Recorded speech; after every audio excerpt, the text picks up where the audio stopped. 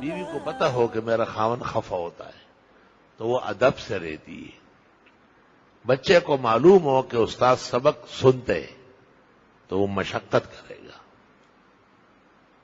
اب جہالت جب زیادہ ہوتی ہے تو کئی عورتوں کو کاٹتے ہیں، کئی ان کو ذبح کرتے ہیں، کئی ان کا قتل و غارت ہوتی ہے. بہت برا ہو رہا ہے.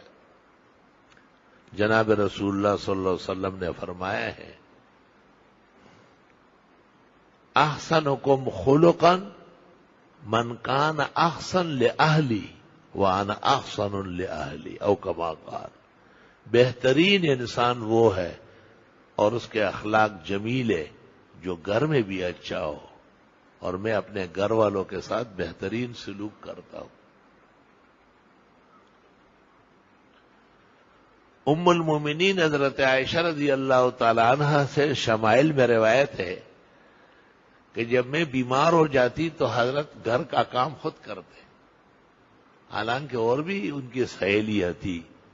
بخاری اور مسلم میں ہے کہ وفات رسول کے وقت 9 بیویاں تھی، لیکن آپ یہ نہیں کرتے تھے کہ ایک اور کو کہے کہ آپ یہاں آئیں. آپ خود کیا کام ہوتا، دودھ گرم کرنا ہے یا باہر سے لانا ہے یا کوئی برتن ادھر سے ادھر. وہاں تو یہ رہلے پہلے کاموں کے نہیں تھے، وہ تو دنیا کے کاموں کے لیے نہیں، آخرت کے لیے اللہ نے مبعوث فرمائے تھے.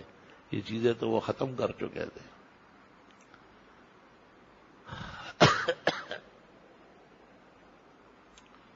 ایک دن آپ کی خدمت میں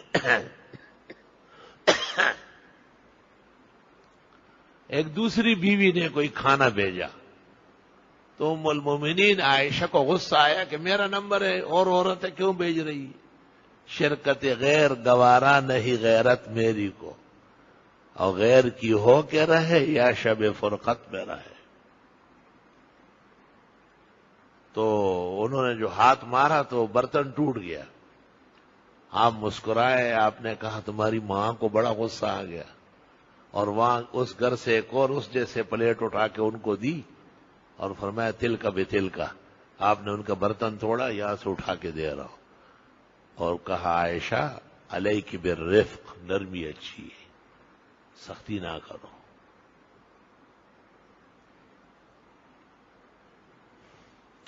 چونکہ تمام ازواج مطہرات میں سب سے زیادہ محبت آپ کی اول خدیجہ سے تھی، بعد میں حضرت عائشہ سے تھی. آپ جب خدیجۃ الکبریٰ کا ذکر کرتے تھے تو آپ کے آنسو بہتے تھے. حضرت عائشہ بخاری میں کہتی ہے کہ میں حیران ہوتی تھی کہ جیسے دنیا میں کوئی عورت ہے ہی نہیں سوائے خدیجہ کے. کہا ایک دن میں نے تیاری کی اور میں نے کہا حضرت وہ تو اتنی بوڑھیا تھی اور اتنی دفعہ بیوہ ہو گئی تھی. تو کہا مجھے کہا ماہ یا عائشہ لا تذکریھا الا بالخیر. عائشہ خبردار، آپ اس کا صرف خیر اور اچائی بیان کر سکتی ہے. ولی منہا اولاد، 4 بیٹیاں 4 بیٹے سب اللہ نے اس کو دیے. بی بی فرماتی ہے کہ اس ارشاد کے بعد میرے دل میں خدیجہ کی محبت بیٹھ گئی اور میں ہمیشہ اس کی تعریف کروں گی، کیونکہ اللہ کے رسول ان سے بہت زیادہ خوش تھے. صحابہ کو یقین تھا کہ آپ کی بہت زیادہ محبت حضرت عائشہ سے.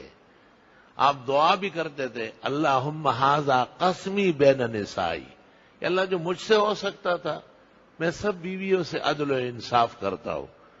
فلا تاخذنی فیما تملک ولا املک اے فیما احب عائشہ.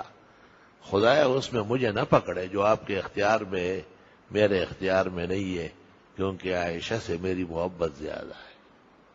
قدرتی اور دلی طور پر ہے.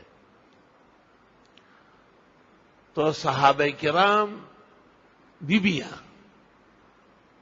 وہ یہ بھی محسوس کرتی تھی کہ جب پیغمبر حضرت عائشہ کے گھر ہوتے تھے تو اس دن تحفے بہت آتے تھے، ہدایا.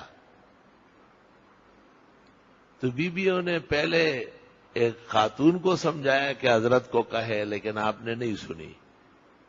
پھر فاطمہ الزہرا کو کہا. انہوں نے کہا کہ ابا جان آپ لوگوں سے کہے کہ آپ جہاں ہوں تحفے تو آپ کے لیے ہے، عائشہ کا انتظار کیوں کیا جاتا ہے؟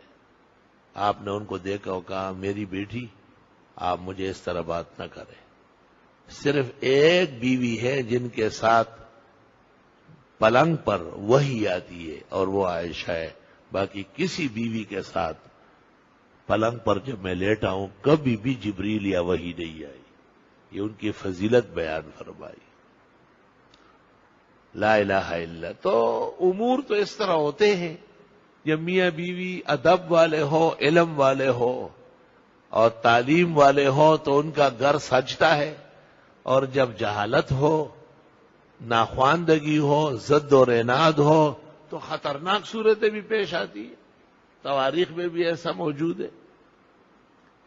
لیکن اس کا نتیجہ یہ بنانا اور ایسا بل پاس کرنا کہ جی مرد کو عورت پر کوئی اختیار نہیں ہے، اور اگر عورت ناراض ہو جائے اور اس کا جی چاہے تو خاوند کو گھر سے نکالے 24 گھنٹے کے لیے یا 48 گھنٹے کے لیے. کیسے خاوند ہوگا کہ واپس آئے گا تو بھی خاوند ہوگا؟ تو خواجہ سرا کس کا نام ہوگا؟ ایوب خان کے زمانے میں یہ کوشش کی گئی تھی.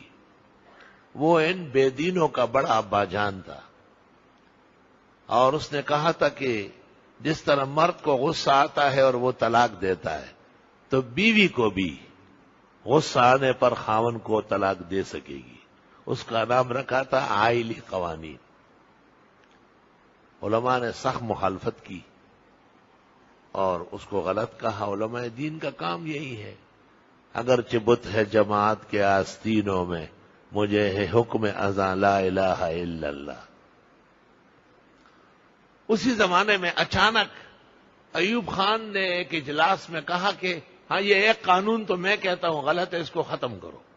یہ جو عورت خاوند کو طلاق دیتی ہے. لوگوں نے پوچھا خیریت ہے فیلڈ مارشل صاحب کیا وجہ ہے؟ اس نے کہا میں کل پرسوں گھر گیا، حویلی میں ایک جگہ ہے ریحانہ، وہ اس کی بستی تھی. تو کسی مسئلے پر میری بیوی ناراض ہو گئی تو اس نے مجھے کہا کہ آج تو آپ کو وارننگ دیتی ہوں، اگر آئندہ آپ نے ایسی بات کہی تو صدر ہوتے ہوئے بھی طلاق دے دوں گی. اور آپ نے خود قانون پاس کیا ہے کہ عورت مرد کو طلاق دے سکتی ہے، لہذا آئندہ آپ اس گھر میں داخل نہیں ہو سکیں گے.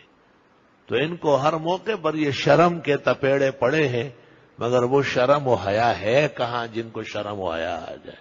وہ تو یہ ایک طرف رکھ کے پھر امریکہ کو اور اپنے آقاؤں کو خوش کرتے ہیں. لا الہ الا اللہ. رسول نبی کریم